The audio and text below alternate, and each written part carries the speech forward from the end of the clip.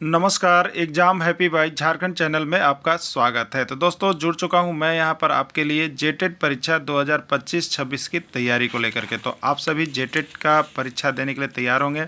जेटेट परीक्षा बहुत जल्द होने वाली है, तो आप सभी यहां पे क्लासेज के लिए अवश्य जुड़ेंगे। आपको बताते चले, जेटेट में तैयारी को लेकर के बहुत तरह से आपके मन में कौतूहल बना हुआ होगा कि किससे तैयारी करें, कहाँ से तैयारी करें। तो आपको हम बताते चले, जेटेट परीक्षा में यदि आपको परचम लहराना है तो आप झारखंड राज्य के अनुमोदित पाठ्यक्रम JCERT किताब को पढ़ना कभी भी नहीं भूलेंगे। बाहर का प्रैक्टिस सेट लेकर के यदि आप पढ़ रहे हैं तो वो आपके साथ धोखा हो रहा है, ठीक है।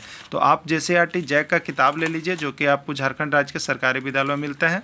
अगर आपको नहीं मिल पाता है तो हम देखिए यहाँ पे झारखंड राज्य के सरकारी विद्यालय से आपको हूबहू हैंड रिटेन नोट्स डेली बना करके, जो आपका न्यू सिलेबस आया है उसके आधार पर यहाँ पर सभी सब्जेक्ट का, चाहे आप 1 से 5 के शिक्षक हो, चाहे 6 से 8 का शिक्षक हो, सभी की तैयारी करवाते हैं।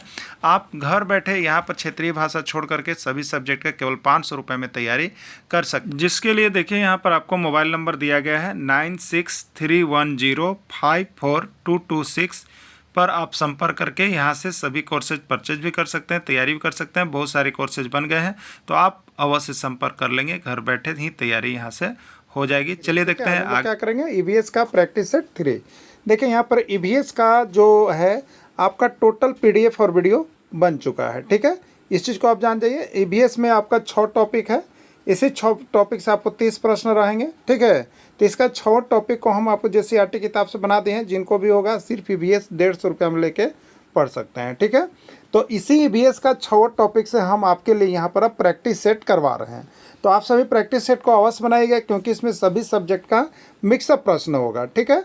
आप बना करके देखिएगा कि आप कितना सही कर पाते हैं। अगर आप सही कर पा रहे हैं तो लास्ट में कमेंट अवश्य कीजिएगा कि आपने कितने प्रश्न सही किए। और जो शिक्षक अब तक नहीं जुड़े हैं, यहाँ से जरूर जुड़ जाइएगा JCERT किताब से तैयारी करने के लिए, ठीक है। चलिए, प्रश्न है, संयुक्त परिवार में आश्रित व्यक्तियों की देखभाल में कोई परेशानी नहीं होती है। इस आश्रित में शामिल कौन कौन होते हैं, ठीक है। देखिए, बहुत अच्छी बात है। आप जानते होंगे कि परंपरागत जो परिवार होता था वो संयुक्त परिवार होता था। संयुक्त परिवार में बहुत लोगों का सहारा भी होता था, लेकिन अब तो परिवार बिखर चुके हैं, व्यक्तिगत परिवार हो चुके हैं। इसलिए इसमें सभी के ऊपर क्या होता है, बर्डन में रहता है, सभी पर्सनल होते हैं। इसलिए संयुक्त परिवार में बहुत से आश्रित परिवार भी होते थे, जिनकी देखरेख वहाँ पर हो जाती थी, ठीक है। तो उस आश्रित में कौन कौन होते हैं आपको बताना है। वृद्ध, बच्चे, अस्वस्थ व्यक्ति या सभी, ठीक है।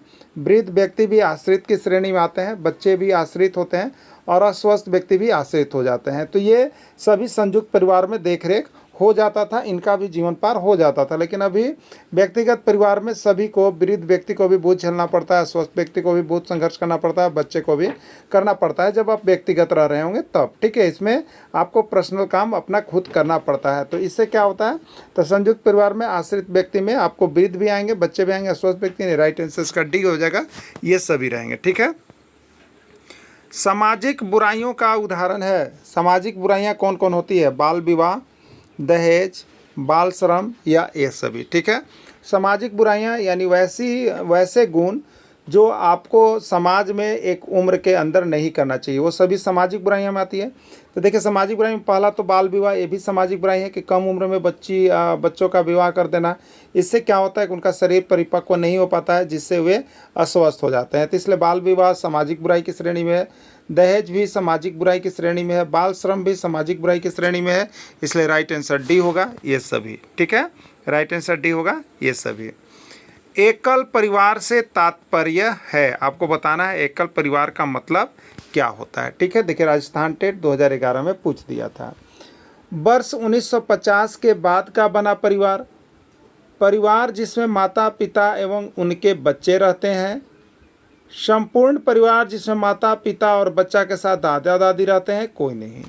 देखिए, यहाँ पर जो है वर्ष 1900, ये तो गलत है। परिवार जिसमें माता पिता और उसके साथ केवल उनके बच्चे रहते हैं, अविवाहित बच्चे, याद रखिएगा, बच्चे रहते हैं, वो जो परिवार है वो कहलाता है एकल परिवार या व्यक्तिगत परिवार कहलाता है, ठीक है। और उसके बाद संपूर्ण परिवार जिसमें माता पिता और उनके बच्चों के साथ दादा दादी रहते हैं, ठीक है। तो माता पिता और बच्चों के साथ दादा दादी रहते हैं, तो वैसे परिवार को हम लोग क्या कहते हैं, तो वैसे परिवार को, संपूर्ण परिवार को हम लोग क्या कहते हैं? संयुक्त परिवार कहते हैं, संयुक्त परिवार। ठीक है, तो आपसे एकल परिवार पूछा है, तो एकल परिवार में कौन सा आंसर राइट हो रहा है? बी हो रहा है, जिसमें परिवार, जिसमें माता पिता और उनके साथ केवल उनके अविवाहित बच्चे रहते हैं, वो सभी आपको व्यक्तिगत परिवार या एकल परिवार कहलाते हैं। ठीक है, चलिए, प्राथमिक समाजीकरण क्या है आपको बताना है। जो प्राथमिक समाजीकरण होता है वो क्या होता है? शुरुआती उम्र में परिवार एवं मित्रों से सीखना, किशोरावस्था में समाज से सीखना, प्राथमिक स्तर पर समाज से सीखना, शिक्षकों का अनुसरण करना। ठीक है, तो प्राथमिक समाजीकरण का मतलब होता है कि शुरुआती उम्र में परिवार एवं मित्रों के साथ सीखना। ठीक है, शुरुआती उम्र में हम अपने परिवार और मित्र से जो सीख रहे होते हैं वो आपका प्राथमिक समाजीकरण क्रिया होता है। मानव समूह की सबसे छोटी इकाई है, बताना है मानव समूह की सबसे छोटी इकाई कौन है? परिवार, मोहल्ला, ढानी या गांव। ठीक है, मानव समूह की सबसे छोटी इकाई, तो मानव समूह की सबसे छोटी इकाई होता है वो होता है आपका परिवार। क्या होता है? आपका परिवार। ठीक है, भारत में लड़कियों व लड़कों के विवाह की न्यूनतम आयु क्या है आपको बताना है। प्रश्न बार बार ये पूछता है, भारत में लड़कियों व लड़कों के विवाह की न्यूनतम आयु क्या है? 16 वर्ष एवं 18 वर्ष, 18 वर्ष एवं 21 वर्ष, 18 वर्ष एवं 18 वर्ष, 21 वर्ष एवं 21 वर्ष। ठीक है, तो देखिए सबसे पहले लड़कियां लिखा हुआ है, क्या लिखा हुआ याद रखिए? लड़कियां, तो लड़कियों के लिए कितना बनाया गया है? 18। उसके बाद लिखा गया लड़कों, तो लड़कों कितना बनाया गया? 21, यानी लड़कियों के लिए 18 और लड़कों के लिए 21। तो 18 वर्ष और 21 वर्ष जिसमें ऑप्शन होगा वो राइट आंसर हो जाएगा। तो 18 और 21 किस में है? बी में है, इसलिए राइट आंसर इसका बी हो जाएगा। ठीक है, बहुत ही मार्मिक और बहुत ही अच्छे प्रश्न सिर्फ JCERT जैक के किताब का बना हुआ है।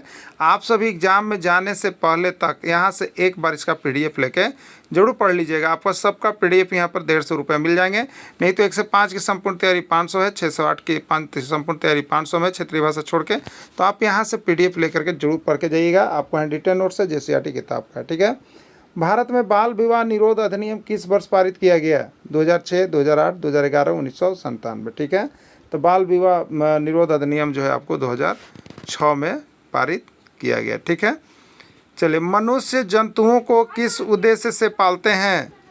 मनुष्य जो है जंतुओं को किस उद्देश्य से पालते हैं? हरियाणा टेट 2015 में पूछा था।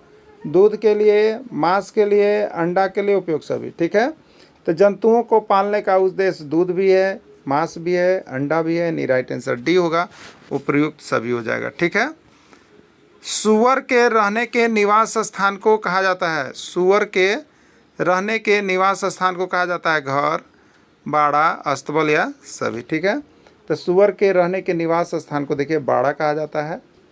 आदमी के रहने के निवास स्थान को घर कहा जाता है।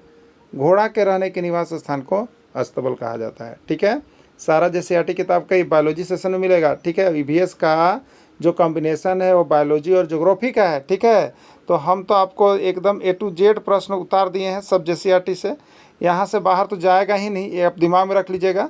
और बाहर का अगर किताब लेके आप 500 प्रश्न पढ़ रहे होंगे तो यहाँ मात्र 100-200 में आपको 20-25 प्रश्न आ जाएगा, ये कन्फर्म रहिए आप। तो यहाँ से पढ़ के आप जाइएगा। ठीक है, चलिए, तो सूअर के बाड़ा। घोड़ा के रहने के निवास स्थान को कहा जाता है? बताइए आप सभी को क्या कहा जाता है? बाड़े कहा जाता है, अस्तबल कहा जाता है, घर कहा जाता है, कोई नहीं। ठीक है, तो अभी तो आपने देखा कि सूअर के रहने के निवास स्थान को बाड़े कहते हैं, घोड़ा के रहने के निवास स्थान को अस्तबल कहते हैं, आदमी के रहने के निवास स्थान को घर कहते हैं। तो घोड़ा के रहने के निवास स्थान को क्या कहा जाता है? घर कहा जाता है। ठीक है, घोड़ा के रहने के निवास स्थान को अस्तबल कहा जाता है, घर नहीं अस्तबल कहा जाता है। ठीक है, चलिए आगे। गाय जैसी पशु का आहार है? गाय जैसी पशु का आहार है आपको बताना है हरा चारा, भूसा, खल्ली या कोई नहीं। ठीक है, तो जो हमारी गाय जैसी पशु है उसका मुख्य आहार क्या होगा बताइए? तो हरा चारा भी है, भूसा भी खाती है, खल्ली भी खाती है। डी में कोई नहीं या नहीं या सभी, तो डी में सभी होगा। क्या होगा? सभी होगा। छत्तीसगढ़ टेट 2021 का पूछा गया प्रश्न है। ठीक है, चलिए अगला। घोड़ा का आहार है, घोड़ा का आहार है सरसों, राई, चना, मूंग। ठीक है, घोड़ा का आहार क्या है? ठीक है, घोड़ा का मुख्य आहार चना है। घोड़ा का मुख्य आहार क्या है? चना है। देखिए यहाँ पर पशुओं एवं जंतुओं के आहार भी आपको टॉपिक दिया है, उसी आहार से ये आपको पीडीएफ बना हुआ है, ठीक ना। तो ये कहाँ पर मिलेगा, तो आप बायोलॉजी सेशन में जाकर देख लीजिएगा, पशु एवं जंतु, वहाँ पर सब चीज़ लिखा हुआ है जेसीईआरटी किताब में, एकदम 100% सब वहीं का है, ठीक ना। चलिए, हाथी जैसे पशु का आहार है, हाथी जैसे पशु का आहार क्या है आपको बताना है, ठीक है। हरी पत्तियाँ, टहनियाँ, महुआ या सभी, ठीक है। तो हाथी हरी पत्तियाँ भी खा जाती है, टहनियाँ भी उसका तोड़ के खा जाती है, महुआ भी खा जाती है, यानी राइट आंसर डी सभी हो जाएगा, ठीक है। मुर्गी खाती है, मुर्गी क्या खाती है बताइएगा, हरी पत्ती, दाना या घास, मुर्गी क्या खाती है, ठीक है।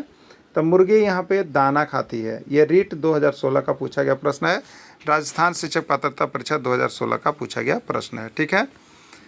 अमीबा अपना भोजन किस विधि से के द्वारा करती है, अमीबा अपना भोजन किस विधि के द्वारा करती है, उत्पाद विधि, मकरंद चूसकर, अनाज के दानों तक कीड़े मकोड़ों को पकड़ खाती है, कुतर कुतर कर, ठीक है।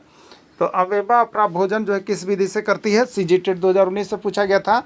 तो अमीबा अपना भोजन जो है कुटपाद विधि से करती है, कैसे करती है, कुटपाद विधि, ठीक है। चलिए नेक्स्ट प्रश्न देखते हैं। मधुमक्खी अपना भोजन किस विधि के द्वारा करते हैं, बताना है कि मधुमक्खी अपना भोजन किस विधि के द्वारा करते हैं। यूपी टेट 2018 में पूछा गया था, उत्तर प्रदेश शिक्षक पात्रता परीक्षा 2018। कुटपाद विधि, फूलों के मकरंद चूसकर, कुतर कुतर कर या कोई नहीं, ठीक है। तो मधुमक्खी अपना भोजन किस विधि से करती है, तो मधुमक्खी क्या करती है, फूलों के मकरंद को चूसकर अपना भोजन करती है, ठीक है। अमीबा कुत्पाद विधि, और कुतर कुतर का कौन करता है, चूहा, ठीक है। तो मधुमक्खी अपना भोजन फूलों के मकरंद को चूस करके करते हैं, ठीक है। चूहा अपना भोज्य पदार्थ को खाता है, चूहा अपना भोज्य पदार्थ को खाता है, मकरंद चूसकर, कुतर कुतर कर, चोंच मारकर या कोई नहीं, ठीक है। तो चूहा अपना भोज्य पदार्थ कैसे करता है, तो कोई भी चीज़ को कुतर कुतर करके वह अपना भोजन करता है, ठीक है। हरियाणा टेट 2016 में आया हुआ था। मनुष्य में भोजन का पाचन, देखिए यहाँ पर पाचन छूटा होता है इसलिए हमने लिख दिया है। मनुष्य में भोजन का पाचन प्रारंभ होता है, मनुष्य में भोजन का पाचन कहाँ से प्रारंभ हो जाता है, शुरुआत कहाँ से हो जाता है आपको बताना है, मुख से, छोटी आँत से, बड़ी आँत से, किसी से नहीं, ठीक है। जैसे जब आप भोजन करते हैं तो यहाँ पर जैसे मुख में भोजन डालते हैं तो वहीं से भोजन का पाचन प्रारंभ हो जाता है। तो याद रखिएगा, मनुष्य में भोजन के पाचन का प्रारंभ शुरू कहाँ से होता है, तो मुख से ही हो जाता है, मुख से ही हो जाता है, ठीक है। राइट आंसर ए हो जाएगा। मनुष्य में भोजन का पाचन समाप्त हो जाता है, मनुष्य में भोजन का पाचन समाप्त हो जाता है। ये पंजाब टेट 2012 का पूछा गया प्रश्न है, मुख में, बड़ी आंत में, छोटी आंत में या कोई नहीं, ठीक है। तो मनुष्य में भोजन का पाचन कहाँ समाप्त हो जाता है बताइएगा, तो पाचन का भोजन समाप्त हो जाता है, देखिए छोटी आंत में, किस में समाप्त हो जाता है, छोटी आंत में, ठीक है।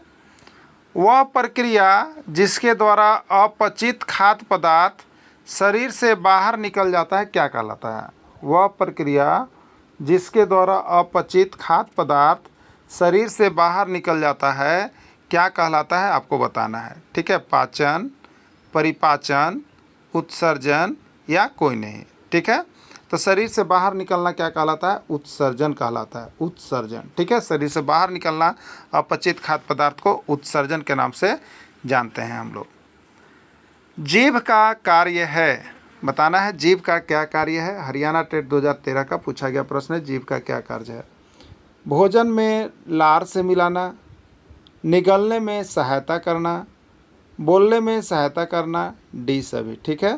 तो जीभ का क्या कार्य है, तो जीभ का कार्य है भोजन को लार से मिलाना, निगलने में सहायता करना, बोलने में सहायता करना या सभी, तो डी सभी, इसका राइट आंसर सभी हो जाएगा, ठीक है। चलिए, अमाशय में कौन सा रस स्रावित होता है, यूपी टेट उत्तर प्रदेश शिक्षक पात्रता परीक्षा 2013 का प्रश्न है कि अमाशय में कौन सा रस स्रावित होता है, पालक पदार्थ का रस, जठर रस, पिट्ठर रस या कोई नहीं, ठीक है। अमाशय में कौन सा रस स्रावित होता है, तो अमाशय में जठर रस स्रावित होता है ना, अमाशय में जठर रस स्रावित होता है।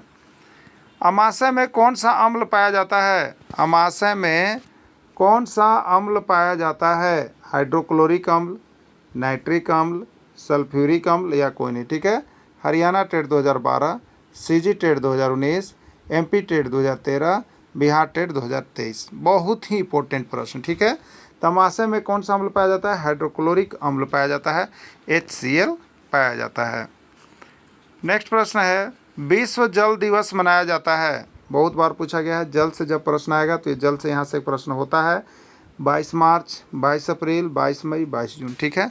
देखिए याद रखिएगा, जैसे जल की बात है, ठीक है, तो ये पृथ्वी है, ये पृथ्वी है, नदी देखते हैं उसके ऊपर जल होता है। तो ये देखिए, एक होता है 22 मार्च और एक होता है 22 अप्रैल। तो जल ऊपर है इसलिए 22 मार्च को जल दिवस, पृथ्वी नीचे इसलिए 22 अप्रैल को पृथ्वी दिवस मनाया जाता है। याद रखिएगा इस ट्रिक से, दोनों आपको कन्फ्यूजन दूर हो जाएगा ना। भार के अनुपात से जल में हाइड्रोजन और ऑक्सीजन का अनुपात कितना होता है? भार के अनुपात से, ठीक है। तो भार के अनुपात से जल का सूत्र क्या होता है? H2O होता है, ठीक। H2O होता है जल का सूत्र। अब भार के अनुपात से हाइड्रोजन का मोलिकुलर कितना है? 2 है। और ऑक्सीजन का कितना होता है? 16 हो जाएगा। 2 एकम 2, 2 अट्ठे 16 हो जाएगा, यानी 1:8 हो जाएगा। यही इसका राइट आंसर हो जाएगा, ठीक है। शुद्ध जल का pH मान होता है आपको बताना है कि शुद्ध जल का pH मान कितना होता है? 7.4, 8.2, 7 या कोई नहीं, ठीक है। तो शुद्ध जल का pH मान 7 होता है। कितना होता है? 7 होता है शुद्ध जल का pH मान। शुद्ध जल होता है, कितना सही हो रहा है आप सभी कमेंट कीजिए। आप लोगों का बहुत आंसर सही जा रहा है, हम देख रहे हैं। बहुत ही अच्छी तैयारी आप लोगों की चल रही है, ये भी मैं यहाँ पे देख रहा हूँ बैठे बैठे आप सभी को। चलिए इसी तरह से तैयारी करते रहिएगा। और यहाँ पे जो शिक्षक अब तक नहीं जुड़ पाए हैं उनको यह वीडियो को भेज के जरूर जुड़वाने का प्रयास कीजिएगा। आप लोगों का यह टास्क है, आप सभी जितना हो सके सभी का लाइव बने। इसके लिए JCERT जैक की किताब से पढ़ना नहीं भूलेंगे, इसके नोट्स को ले करके पढ़ना एकदम नहीं भूलिएगा, ज़रूर देख करके पढ़ लीजिएगा यहाँ से, क्योंकि आपका प्रश्न बहुत कम लेकिन बहुत ज़्यादा आपके एग्ज़ाम में यहाँ से रहता है। इसलिए सभी को एग्ज़ाम में जाने से पहले तक ले करके पढ़ करके ही जाइएगा, ठीक है। शुद्ध जल होता है अम्लीय, क्षारीय, उदासीन या कोई नहीं, ठीक है। तो शुद्ध जल क्या होता है बताइए? उदासीन होता है। क्या होता है? उदासीन होता है।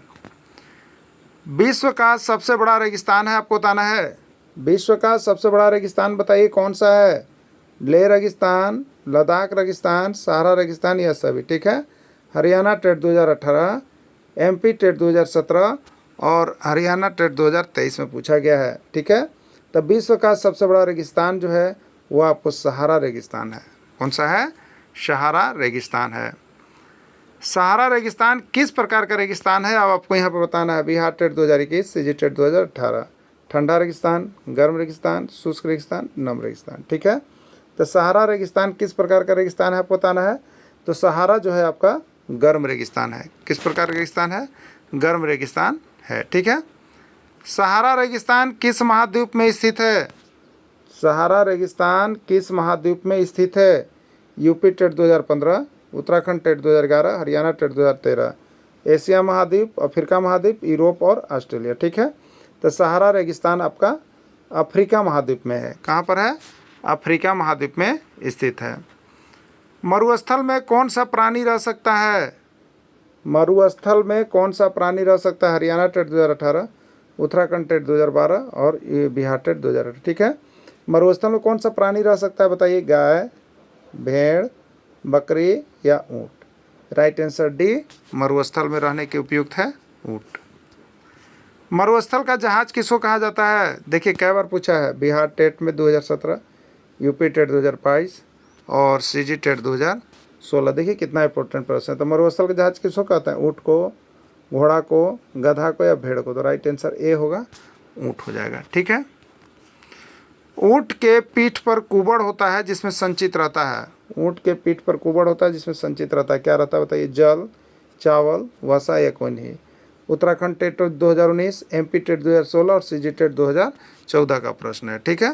तो ऊँट के पीठ पर कुबड़ रहता है जिसमें क्या संचित रहता है? वसा संचित रहता है।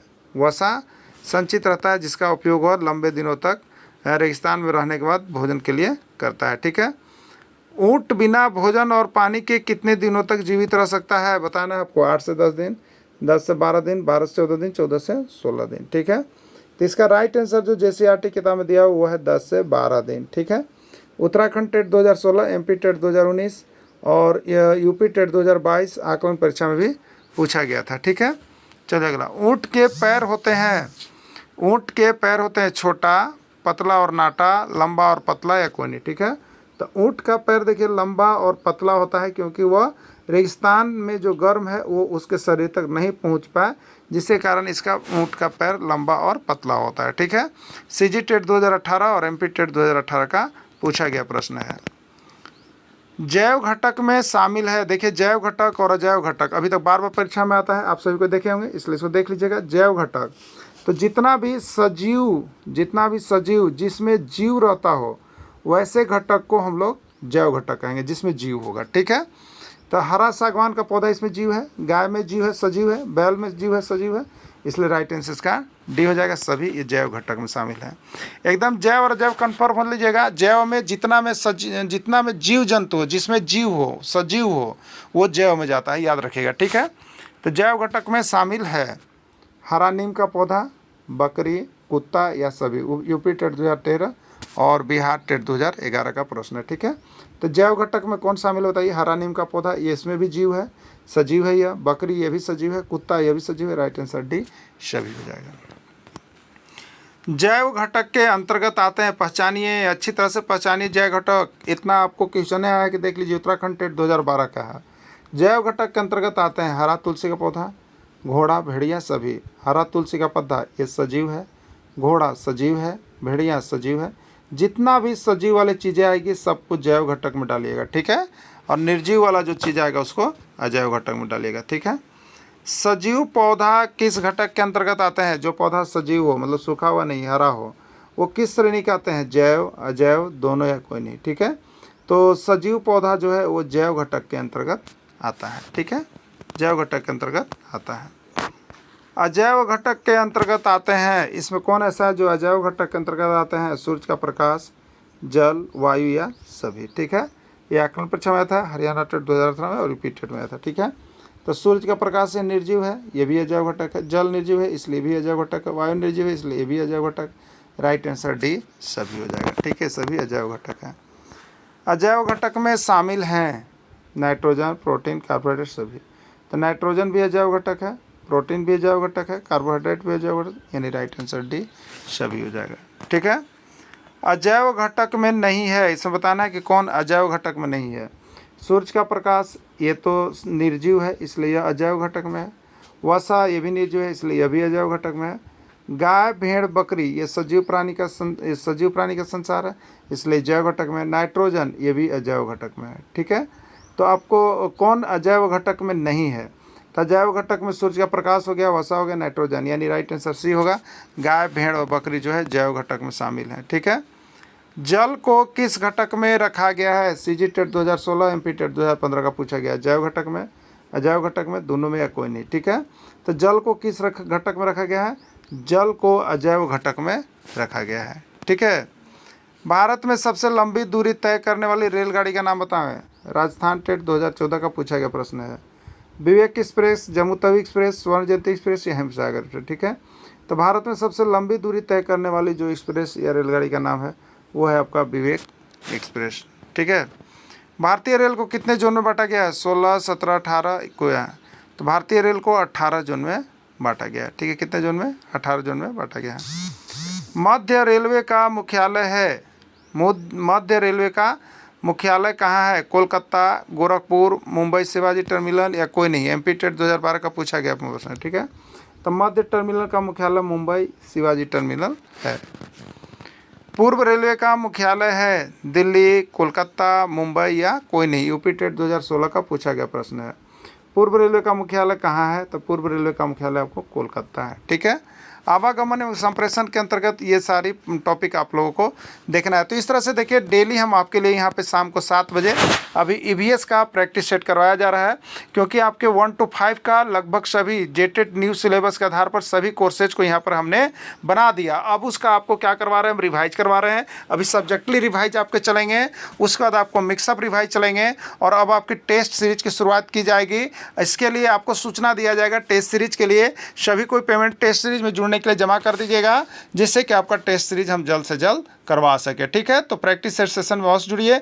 जो शिक्षक अब तक नहीं जुड़े हैं, यहाँ से नोट्स नहीं लिए हैं, आपको बता देते हैं कि चैनल पर बहुत सारे चैनल आ चुके हैं जो कि जहाँ से आप ठगे जा रहे हैं। आपको सिर्फ JCERT जय का किताब पढ़ना है। आप सिलेबस जाकर पढ़ लीजिएगा कि झारखंड राज्य के अनुमोदित पाठ्यक्रम से हम प्रश्न पूछेंगे और वैसा कोई आपको दे नहीं रहा है। ठीक ना, तो आप सभी यहाँ से हम जो भी बताते हैं आप देख लीजिएगा। आपको चैप्टर और उसका यहाँ पर नंबर भी बता देते हैं कहाँ से हमने कलेक्ट किया है JCERT किताब से, तो आप वहाँ से मिला लीजिएगा। इसलिए JCERT जैक की किताब को देखना आप लोग कभी मत भूलिएगा। ज़रूर जुड़िएगा और तैयारी कर लीजिएगा। धन्यवाद।